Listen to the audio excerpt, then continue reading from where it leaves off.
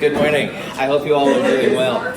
If you presented yesterday, I sure wanted to say thank you again for your efforts. They were sure cool, and that was really neat. And some of you, I will see your stuff today, and I sure look forward to it, so well done. One announcement is that, as you've probably seen outside, there's a big rally here in Mount Hood at noon, support community colleges and stuff like that. And again, politically, we can do whatever you want, but they are offering free pizza. So if you wish to go at noon and get free pizza, it might be worthwhile. I don't know what kind or where it's from or anything like that. Any questions before we start? Good. We left off on Monday talking about the directionality of reactions, and what that means is what makes reactions more likely to occur or not occur.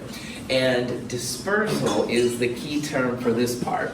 And there are two types of dispersal, which means going from a concentrated form to a more dilute form.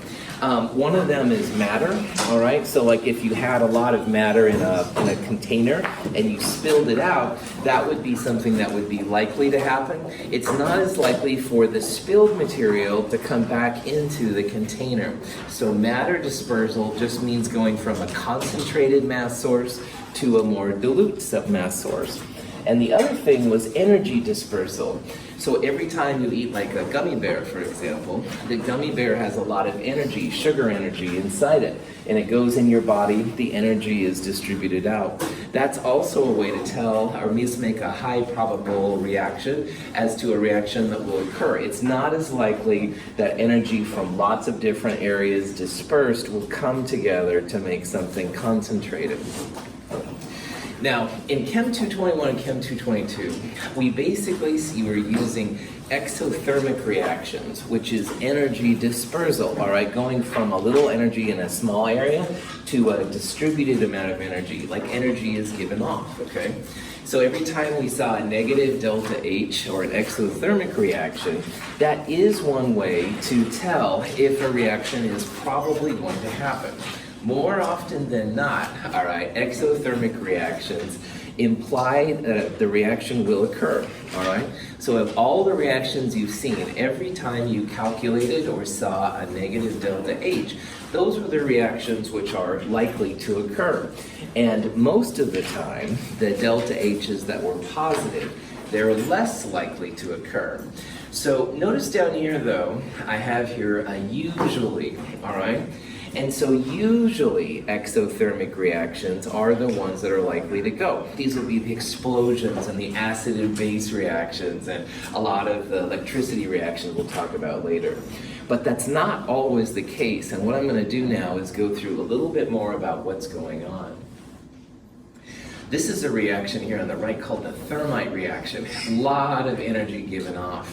Again, if you see an explosion or flames or something like that, that's just one way to show that you have an exothermic reaction. Thermite is very, very exothermic. This is just a silly little video here that somebody made. Now this is a sand-based container because there's so much energy. They usually add in a little glycerin, sometimes water, but glycerin apparently is good. And then when the iron 3 oxide reacts with aluminum, a lot of energy is given off. This is one that in the Breaking Bad series, the season 1, he supposedly used thermite to blow up the drug dealer's place. I don't know if it would be quite that simple, but anyway, at the end then you can have pure iron and there's like the white stuff around is aluminum oxide and stuff. Anyway, so this is extremely exothermic. It's kind of fun to show, all right, I won't deny it. The exothermic ones are usually the more exciting crowd pleaser type videos. However, in the center beaker is water at room temperature. To this we add solid ammonium nitrate.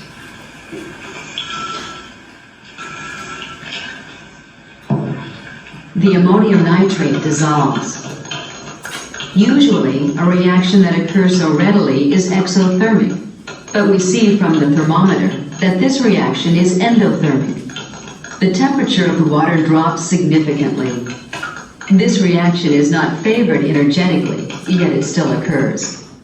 Now, the exothermic reactions are the spectacular ones, fireworks and explosions and all that kind of stuff. And those are the ones, something's happening. You can see it, it's obvious and stuff. So those ones imply that enthalpy's exothermic nature is what makes a reaction occur.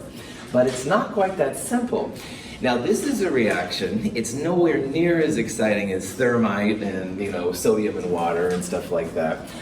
It's ammonium nitrate, a solid, and it's being placed in water, and you stir it around, and it dissolves, all right? Something is happening. Now, again, it's not splashy, and it's not cool colors and stuff, but it is occurring, all right?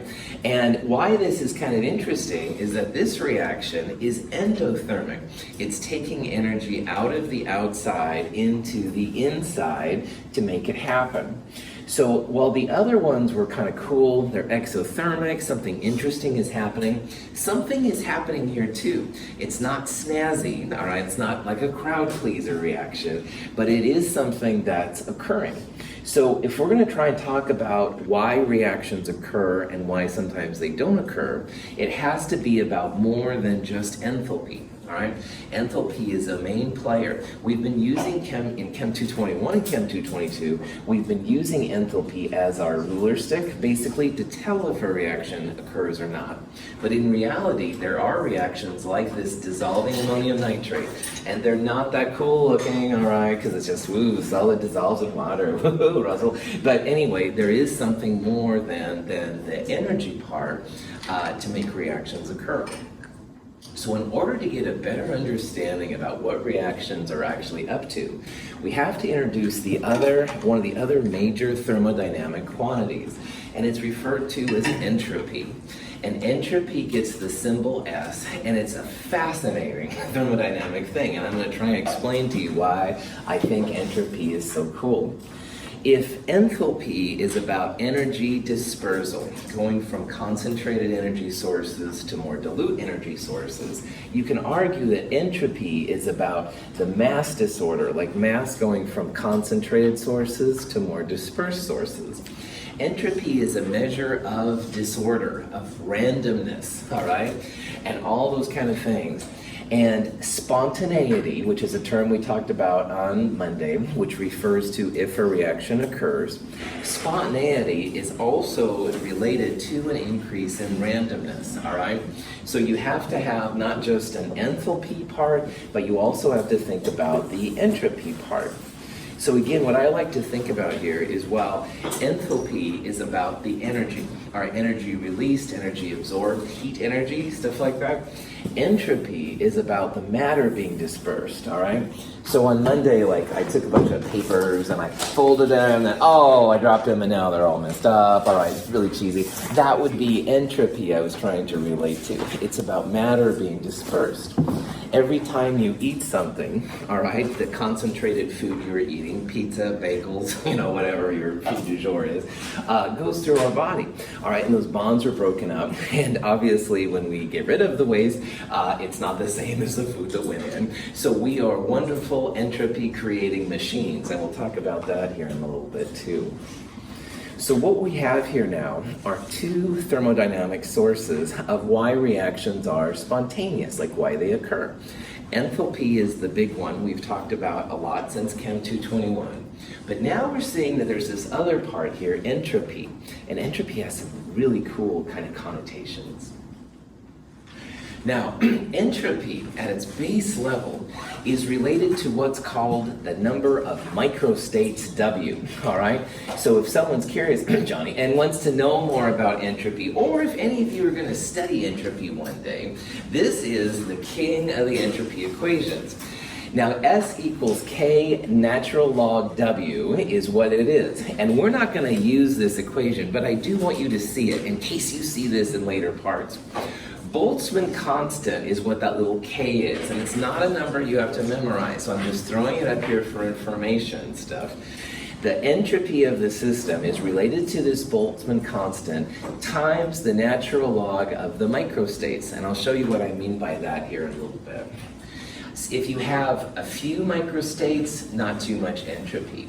But if you have a lot of microstates, high entropy. And this is the big thing here. all the spontaneous endothermic processes have an increase in entropy. So what that means is that kind of boring looking dissolving ammonium nitrate in water example I showed earlier. It wasn't exothermic, so there's no help from enthalpy here. But entropy then means, because it happened, which means spontaneous, you have to have then an increase in entropy to make that happen. So what that means is that dissolved ammonium nitrate has a lot of these microstates, which leads to entropy. What are microstates, Dr. Russell? Oh, good, I'm glad whoever asked that. This is an example that's used with 1, 2, and 3 atoms to show the number of microstates. And this is also something I'm just putting up for information. This is nothing you have to know. If you have a two-sided flask and one atom, you can imagine that the atom can be in the left flask or the right flask. So there are 2 microstates, all right? So to figure it out, you go 2 to the first power, where 1 is the number of atoms, n is the number of particles. There's going to be 2 microstates. But notice as we go from 1 atom to 2 atoms, now there's more microstates. So these things right here are the possibilities when you have 2 atoms. Like you could have both atoms on the left flask or both atoms on the right flask. You could have A on the left and B on the right, or you could have B on the left and A on the right. So this thing has 2 atoms in it. 2 to the second power would be how you figure it out quick and dirty. 4 microstates. And then notice here how with 3 atoms, you'd have 2 to the 3 8 states. You'd have 2 to the 4th if you had 4 atoms, 16 states. How many microstates do you think you have when you have 10 to the 23rd atoms?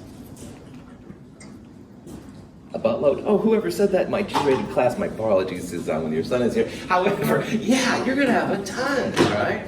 So you start having any normal size amount of matter, and you're going to have a lot of different entropy things. So you can calculate the exact entropy. The only thing I want you to know here, though, is that the more pieces you have, the more entropy you're going to have. If you have just a single lithium atom, not a lot of entropy.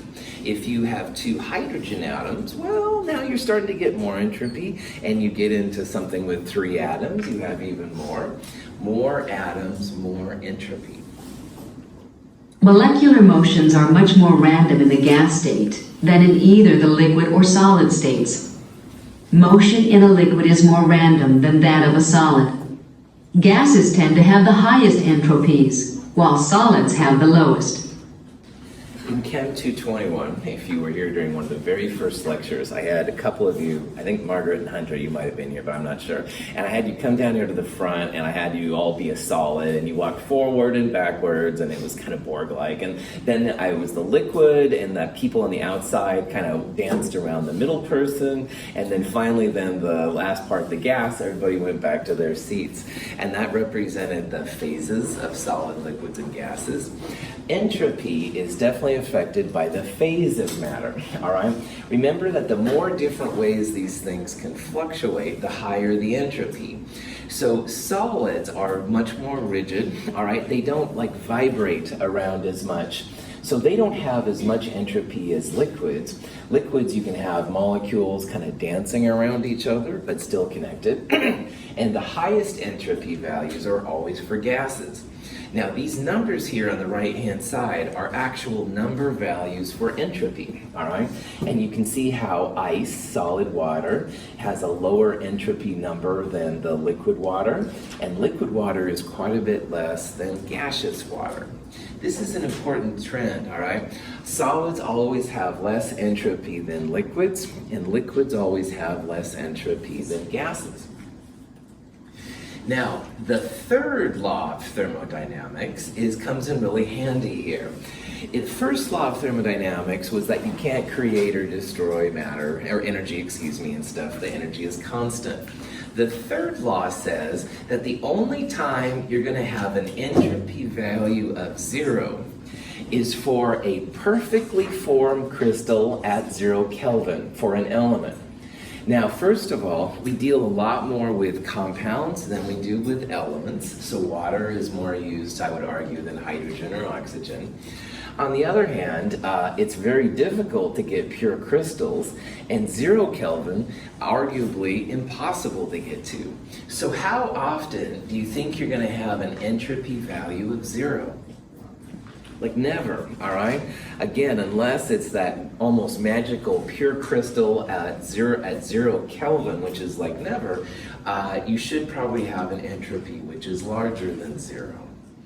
So the third law says that everything basically has a positive entropy value, all right? Every compound, every element, every microstate of things and stuff, you should have some kind of a non-zero value.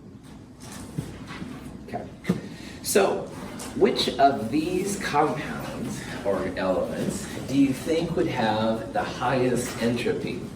Now, I have to admit that answer E is just silly. It's from Avatar, all right, and unobtainium was the element they were trying to get on the planet of Avatar, which I was like, okay here. But anyway, so unobtainium is my personal joke. My apologies if you don't get it or you don't want to get it.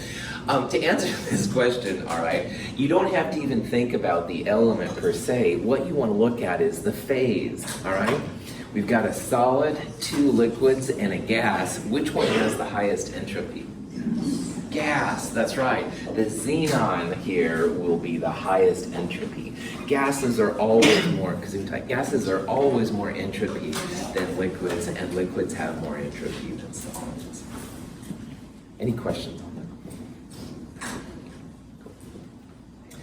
Yeah. Do more dense gases have less entropy than less dense gases? More dense gases, the trend is they would have higher entropies. And the reason I'm saying that, Tasha, density is proportional to molar mass, and as molecules get bigger, they kind of like swing their mass around more, all right? So yeah, so I would argue that the higher molar mass gases, which would have higher densities, would have higher entropy. Good question, right on. PM equals DRT is what Natasha was referring to, and so molar mass and density are proportional to each other. So that was a cool question. Here's some more examples. Bromine liquid has less entropy than bromine as a gas. All right, they both exist in a sealed flask pretty readily. You can see the kind of red-orange kind of vapor. And then again, ice solids less than liquids.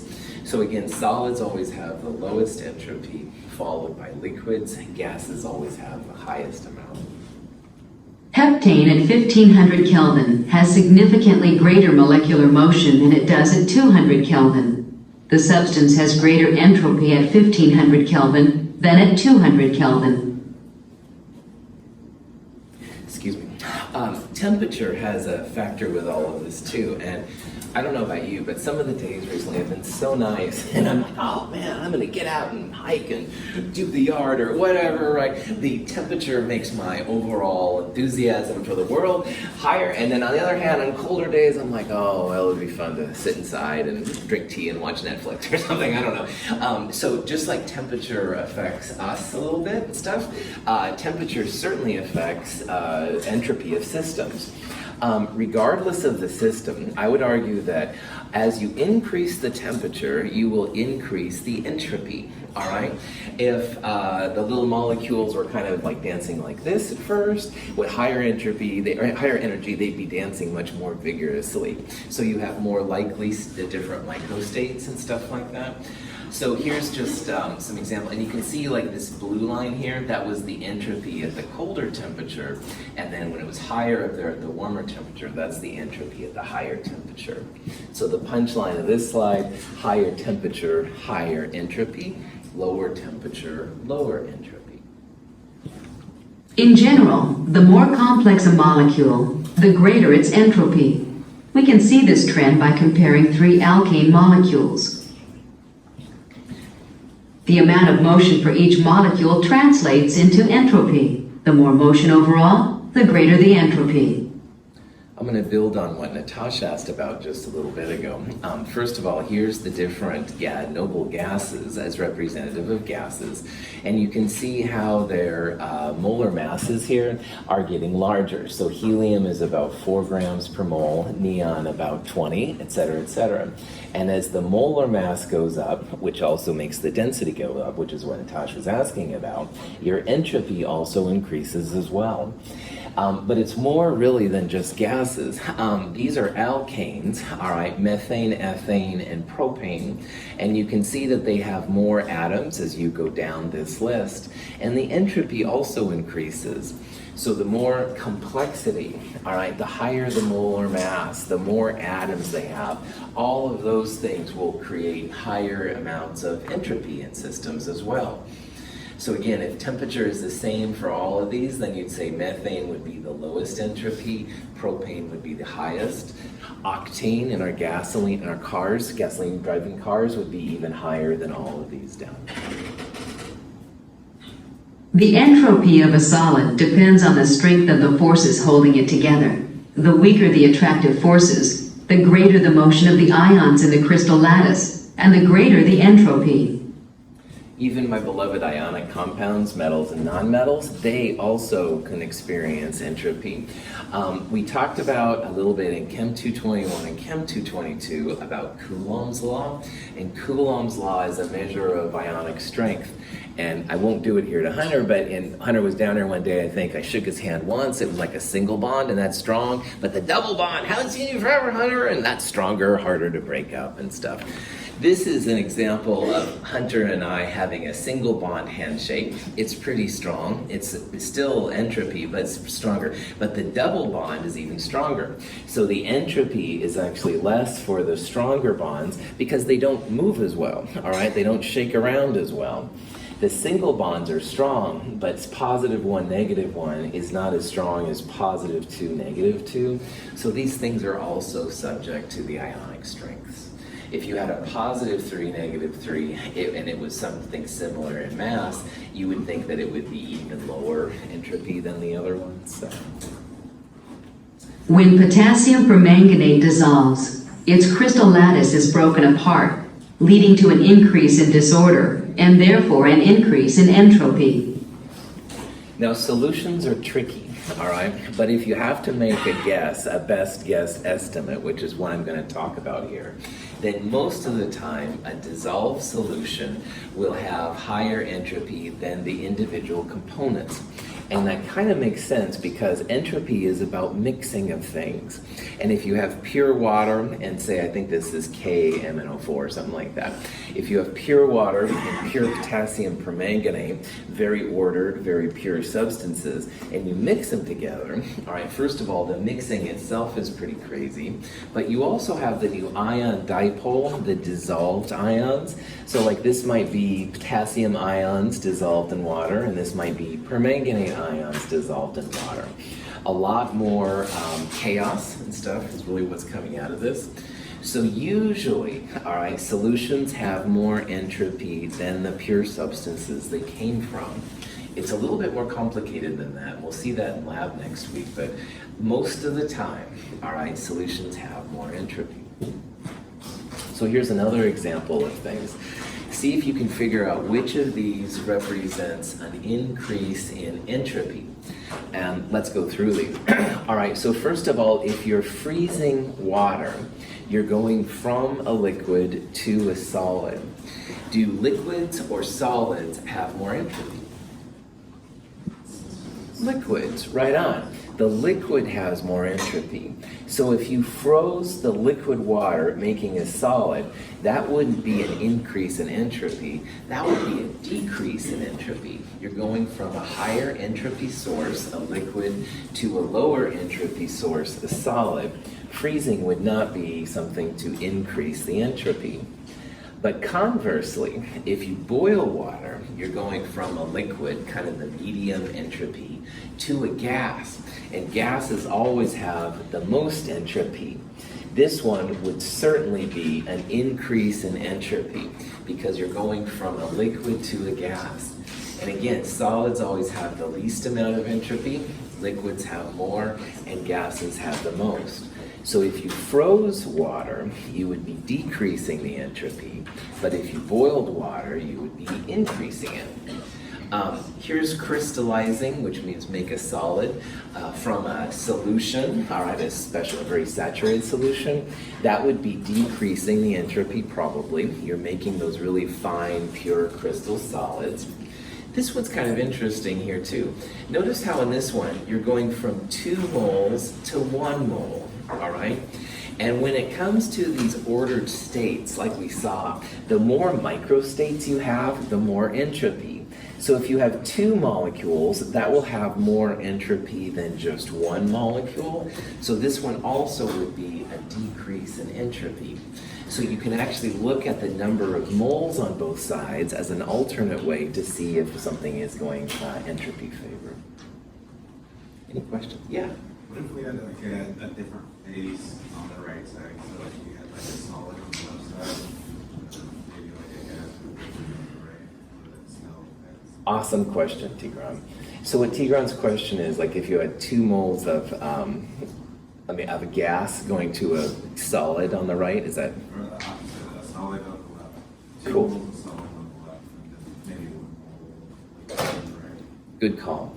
So if you had 2 solids going to 1 gas, all right, definitely that would be like a solid low entropy going to a gas high entropy. So in that case, even though you have 2 to 1, usually the gas will trump the number of molecules. Good call. So I would predict that one would be an increase in entropy. A harder answer, Tigran, would be to go from 2 moles of gas to, no, that would be a decrease. Never mind, that's no. No, sorry, talking too much. Forget it. Men in Black. You'll forget. Okay, sorry, Prof add-on.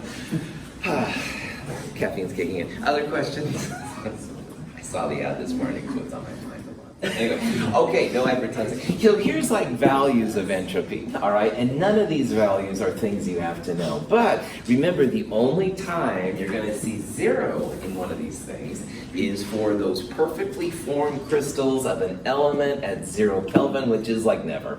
So what that means is all of these values here are going to be positive numbers, all right?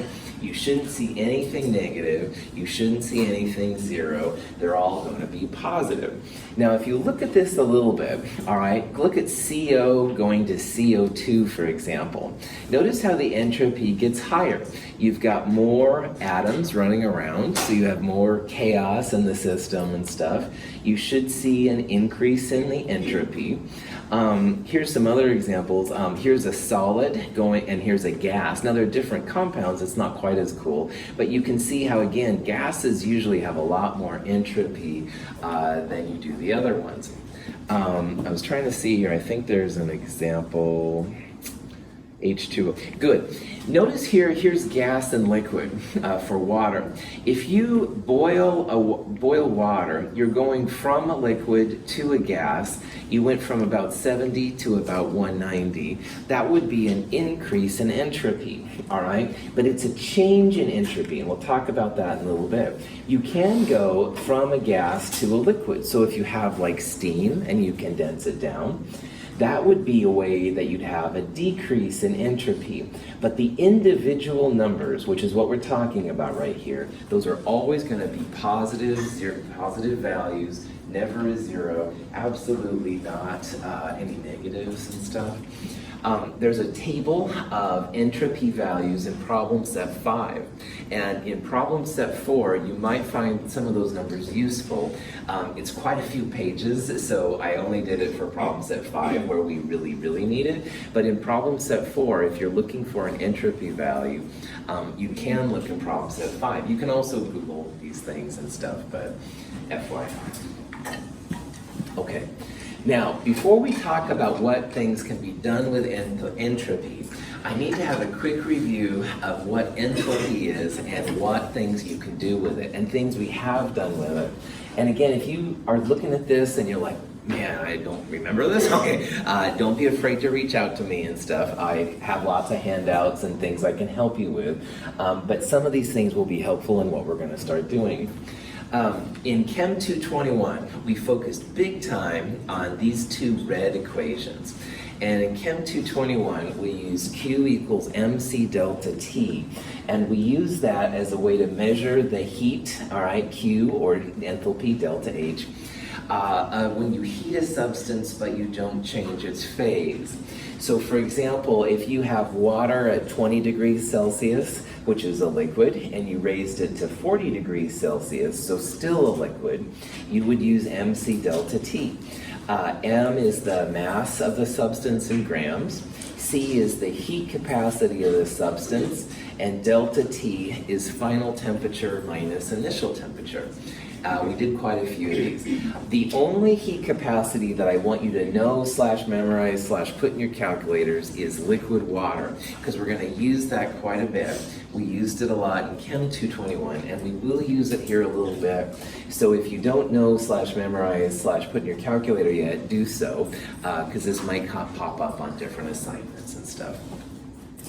This is great if you have one phase of a substance, but you're not changing like a liquid to a gas or a gas to a solid. If you change the phase, then you use this thing right here. And what I talked about it's some kind of a mass by a heat of something. And the heat of somethings will have names like heat of fusion, heat of vaporization. Vaporization is taking a liquid and turning it into a gas. And so water has a value of 40.7 kilojoules per mole.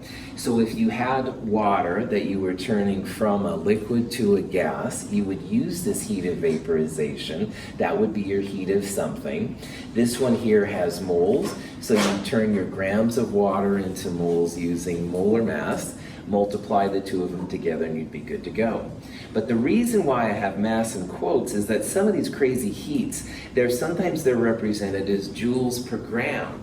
So here's the heat of fusion, all right, for water, which is the heat required to melt ice. And this one is often referred to in joules per gram. And I don't know why they've kind of had this dichotomy and stuff, this discrepancy between them, but you will see these heats in energy per gram and energy per mole. You just have to translate and stuff which one it is over.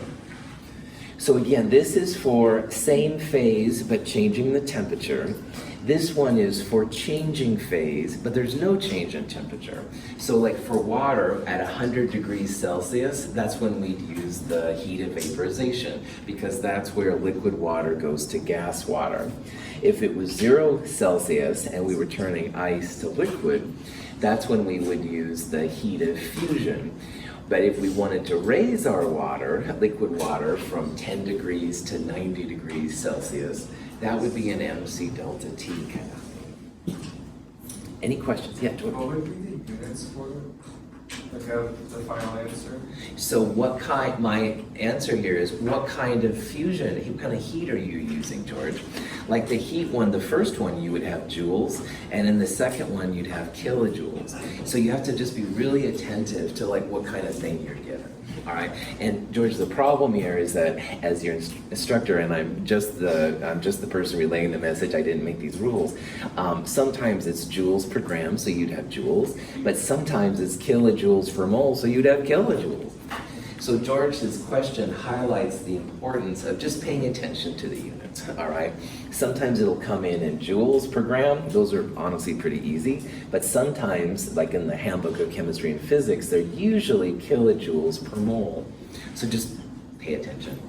It's most of chemistry, right? Here's like a type of a thing we did in Chem 222, I think at this time, but it's basically using these things. And in this example, we have some water. It starts at -50, which means it's a solid, it's ice. And we're turning it into water at, say, 200 degrees, which means it's steam. So you can see here how there's these kind of positive slope parts. These are where you'd use the mc delta T's, all right? This one right here would be liquid water, all right? You could take liquid water from 0 Celsius to 100 Celsius. that's when you'd use 4.184 right there. Where the lines are straight right there, that's when you'd have that heat times the mass of something. And like George pointed out, the units are all over the place. Sometimes they're joules per gram, sometimes they're kilojoules per mole, but you can convert them over, figure them out. Any questions on that? Okay. I'm doing that because enthalpy is a lot like entropy. All right? And when we talk now about entropy, there will be equivalent kind of expressions that we used for enthalpy in there. And the first one I want to introduce here is when you have the entropy, you're trying to calculate a change of entropy for a single phase substance. So earlier I talked about using MC delta T for liquid water. We raised it maybe from, let's say, 20 to 80 degrees Celsius, all right? This crazy thing right here is the expression for taking the entropy of that same transition. It's a little bit different, you can see. It's a natural log T2 over T1. N is the moles of the substance. C is usually referred to as the molar heat capacity of the substance. And then T's are the Kelvin temperature. So for entropy, this is the equivalent to MC delta T, but this is for entropy, not enthalpy. The MC delta T is for delta H, and this is for delta S. Here's a cheesy example of what you can do with this. First of all, we have almost half a mole of water, and we're heating it from 281 to 294. So the 0.499 goes in there. T2 is the final temperature, and T1 is the initial temperature. But because we have moles, I'm translating the heat capacity that we know into what's called a molar heat capacity, and you can do that by turning grams into moles. You plug all this into your calculator. The entropy change, 1.70 joules per Kelvin. Cross that off. Some of these things we'll use a lot, some of them we won't use that much, but I want you to know that enthalpy and entropy are very similar types of beasts, all right? And if you want to find the enthalpy change, at MC delta T. If you want to find the entropy change, NC natural log T2 over T1. It's not quite as cool as MC delta T. For a phase change, the change in entropy equals Q over T. Now for enthalpy, we saw a little bit ago, the phase change was heat of something times heat of something. So mass times heat in quotes, all right? This is the corresponding version of the phase change. What's interesting about entropy changes is that you do use the heat transferred from the phase change. So delta H equals Q, 40,700 is the heat transferred in a phase change. This is actually the heat of vaporization we're going to use in this value. When liquid water converts to the vapor state, its molecules disperse over a greater region of space. This represents an increase in entropy. So the number that comes out here is 109 joules per Kelvin per mole, all right? And you can see from the units here, there's joules and moles and kelvins. Notice how a lot of the entropy values have a Kelvin in the denominator for the units. We talked about how entropy is really temperature dependent. We're gonna start seeing it, but you can see it explicitly through the types of nodes. So again, these last two slides, I'm not going to say they're totally informational, but I do want you to see that just like MC delta T is for temperature changes, NC natural log T2 over T1 is the entropy version. And instead of heat times mass of something for enthalpy, here you have this heat divided by temperature. Okay, so let's say that we wanted to calculate the change in the entropy, a delta S, for the vaporization of xenon at its boiling point of minus 107 degrees Celsius. Xenon is a gas at room temperature, so its boiling point is going to be much less than room temperature. And its heat of vaporization is 12.6 kilojoules per mole. The nice thing about this problem is that Q is really the heat of vaporization. So we're using an enthalpy term to calculate entropy, and we'll see implications of that here in a little bit. But to solve for this problem, what I would do is I take this number and I turn it into joules per mole. Will I multiply by 1,000 or divide by 1,000? Multiply, that's right. There's 1,000 joules per kilojoule, so we'll multiply 12.6 by 1,000, get 12,600. That's going to be the Q number. And I'm going to divide it by the temperature of the phase change. Do you think I want to use Celsius or Kelvin then? Kelvin, that's right. We always use Kelvin with calculations in chemistry. Kelvin values should always be positive. You can see that Celsius can be positive or negative. So Celsius is used a lot in the lab, while Kelvin is used for calculations. Anyway, the number comes out to be 75.9 joules per mole Kelvin. So what this says is that every mole of xenon that turns into a gas at this value, entropy is going up by 75.9 joules. There it's not, sorry. Sorry, Maria, I get kind of distracted. Entropy really has some cool things. We're going through kind of the boring part right now, but I get too excited here, so. Other questions? Okay. This is a similar kind of problem that you could do with entropy. So instead of having enthalpy, where there was mc delta t's and the heats times something, times some kind of mass, that you could do things like this for entropy too. All right, you could actually calculate the change in entropy going from a solid to a gas. And you could go through all the calculations and stuff and see it.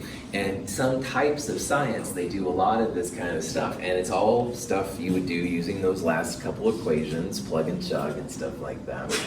But what I would like you to see is, just like with enthalpy, all right, the entropy does increase, all right? Sometimes it increases a lot. So this is liquids going to gases. Gases have a lot more entropy than liquids. But even with temperature, all right, the entropy will continue to increase.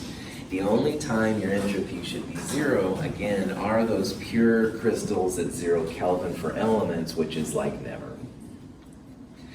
Now, final flashback from Chem 221. One thing we did with enthalpy is, if you know all the enthalpies of your products and reactants, you can take the sum, that's what that symbol means, the sum of all the enthalpies that are products, and subtract from it all of the enthalpies that are reactants. And one example we did in Chem 221 was we found the delta H for this system. So using this system up here, products minus reactants, you would go 2 times the delta H for water as a liquid, and you would subtract 2 times the delta H for H2 and the delta H for O2. So if you look these values up in your book, the delta H for water is this number, hydrogen and oxygen are both 0, the delta H here, negative 571.70 kilojoules per mole.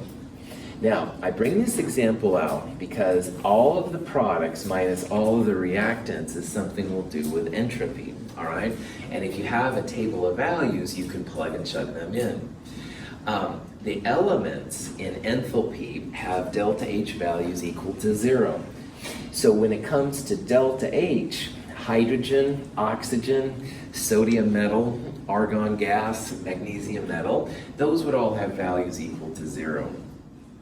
Also notice how delta H values, these guys can be negative or positive. When we do these corresponding values and stuff, all the delta S values here will be non-zero, they'll be positive numbers. The little 0 means standard states, all right, which are the most common way.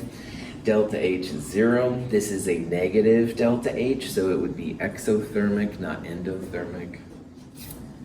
Do you think, based on the delta H, that this reaction will happen? Will it be spontaneous? Yeah, good. Exothermic reactions usually are spontaneous. Now, I'm going to start being very cheesy and use thumbs up and thumbs down. Delta H that's negative, like this one, thumbs up. That's a reaction which more often than not should happen. But on a practical level, all right, our planet is filled with water, which is awesome. So making water from hydrogen and oxygen is probably something that's going to happen, all right? That would be another way to interpret this kind of reaction. Now, you can do the same kind of process for delta S, and we will do a lot of this kind of thing. We want to calculate what's called the delta S of the system, and I'll talk about that in a little bit. These calculations will be able to calculate the system entropy at standard conditions. So system is SYS, and the delta S is entropy, and that little circle thing right there means standard conditions. So let's do the same thing, but for the same reactions, but now we're going to use the entropy values. Now again, to get these delta H and delta S values, you have to have a table of values, all right, or use Google or something like that. None of these things do you have to memorize. So what I would do to solve a problem like this is I would go 2 times water as a liquid as the product, and it's going to be entropy values now, and I'll subtract all of the reactants. So when you look these values up in tables, all the numbers you calculate should be positive numbers. All right, you won't see zeros, you won't see anything negative like we did on the last value with enthalpy.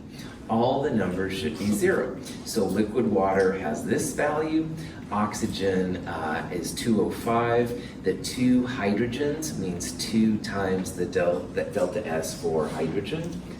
Entropy here comes out to be negative 326.9.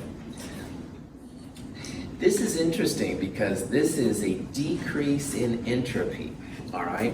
Going from reactants to products, we have a decrease in entropy. That's what the negative sign means. We also can see this is reasonable because notice how we went from 3 moles to 2 moles, so lots of disorder to more order. On top of that, we went from gases to liquids. Liquids have less entropy than the gases they came from. What this means, entropy doesn't like this reaction, all right? This is an entropy disfavored reaction. Entropy wants things to be crazy and chaotic and messy, all right? Entropy doesn't like things becoming more ordered, fewer moles. They also like gases more than liquids. Entropy's not very happy. So, let's see if you can figure out what the standard entropy change would be for this reaction, all right?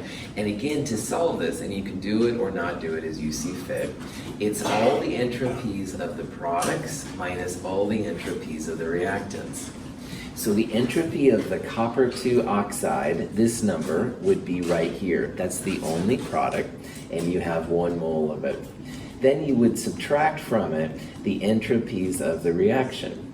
So you'd subtract the copper, which is this number, and you'd also subtract 1/2 of the 205 number. All the numbers in the table are per mole, and we only want 1/2 of a mole, so we'll multiply the 205.07 by 1/2. If you do this all, you can see here's the 1/2 205, so 42.59 minus all of that, this comes out to be negative 93.12 joules per Kelvin. Is this an entropy favored or an entropy disfavored reaction? Disfavored, that's right. Negative delta S's are disfavored. Entropy's not happy with this. What we're building up to, the classic 2-headed snake fight, and I'll talk about this on Friday. I thought I could maybe do it today, but not. You're going to see fights between enthalpy and entropy. Who will win? Who will attack the other one?